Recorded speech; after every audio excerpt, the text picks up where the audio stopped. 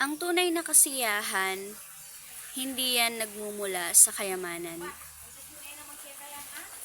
Hi, I'm Sis Jel from Galilee Bible Baptist Church. Ang tunay na kasiyahan ay hindi yan nagmumula o nakukuha sa kayamanan. Ikaw man ay mayaman, marami kang sasakyan, marami kang bahay, marami kang pera. Pero alam nyo, hindi yan ang tunay na kayamanan no? Ang tunay na kayamanan, una, ang nasa iyo ang Panginoon. Nasa puso mo siya, napaglilingkuran mo siya, napapasaya mo siya. Kasi bakit? Siya yung lumikha sa iyo no? So kaya dapat, siya yung unang-unang pararangalan mo. Pangalawa, yung family mo. Kasi kahit anong yaman mo, ang dami mong pagkain sa bahay nyo, puno yung mesa mo ng mga pagkain, wala ka namang kasama kumakain. 'Di ba? Sa family nyo, lahat kayo mayaman o lahat kayo may pera. Kaso ang problema, hindi na kayo sabay-sabay kumakain kasi lahat kayo busy Busy kayo saan? Busy kayo sa pagpapayaman Alam niyo yung mayaman na kayo, gusto niyo pang yumaman. Masaya ba kayo sa ganyan? Ang dami niyong pagkain, pero kung kakain ka, ikaw lang mag-isa. Anong pakiramdam mo? Masaya ka ba? No.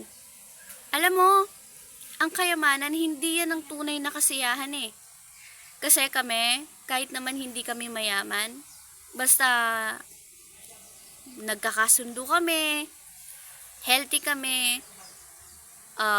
sabay-sabay kumakain, kahit hindi masarap ang ulam. Alam niyo yun, masaya kami. Yun ang tunay na kayamanan. Una, yung nasa Panginoon ka, na paglilingkuran mo siya. Pangalawa, yung meron kang family na sa oras ng, alam niyo yun, alam niyo ako naranasan ko magtrabaho, di ba? Alam niyo yan, nakikita niyo ako. Pero alam niyo yung namimiss ko yung family ko, kaya ayoko nang lumayo ayokong pumunta ng Manila. Kasi may time na pumunta ako sa work, tapos nag-stay in ako sa Manila. Tapos may time na nagkasakit ako. Tapos syempre, hindi naman ako pwedeng samahan ng all the time ng mga katrabaho ko, kahit kasama ko sila sa bahay. So, pumasok sila, ako naiwan ako sa bahay habang may sakit ako. Siyempre, as a visually impaired or persons with disability na isang tao, anong mararamdaman mo? Malungkot ka.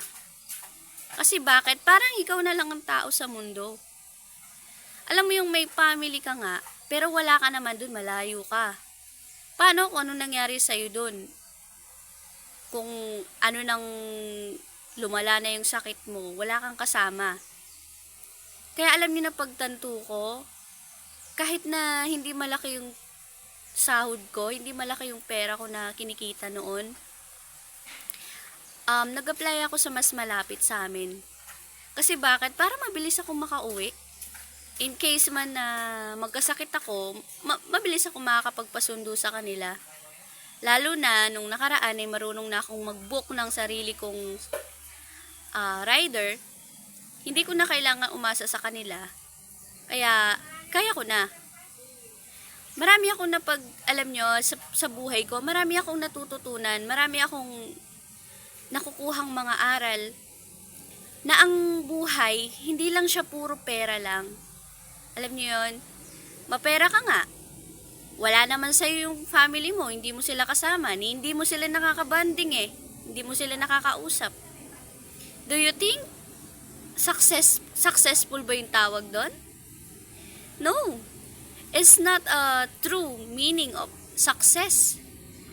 Yung masaya kayo ng family mo, nagmamahalan kayo, nagtutulungan kayo, at syempre number 1 doon, yung may Panginoon kayo. Yun ang tunay na kasiyahan.